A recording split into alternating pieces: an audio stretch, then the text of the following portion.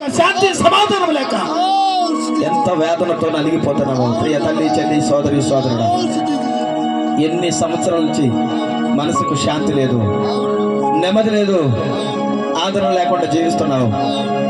కానీ ఈ కార్యక్రమం ద్వారా దేవుడు నీ జీవితంలో ఒక అద్భుతమైనటువంటి కార్యము చేయబోతున్నాడు. విశ్వాసం ఉంచండి. దేవుడు నమ్మినా నమ్మకపోయినా, నువ్వు ఎటువంటి పరిస్థితిలో ఉన్నా ఒక్కసారి యేసు ప్రభువా, నా కష్టాల గురించి నీ చేతిలో పెడుతున్నాను. నా బాధను ప్రపంచంలో ఎవ్వరూ తీర్చలేరు.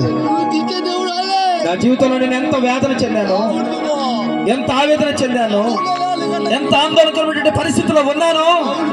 ఈరోజు నిర్జీవములాగా ఇక్కడ ఉన్నాను, చనిపోయిన వ్యక్తిలాగా ఇక్కడికి వచ్చాను. కానీ నీవు మాత్రమే చేయగలవు.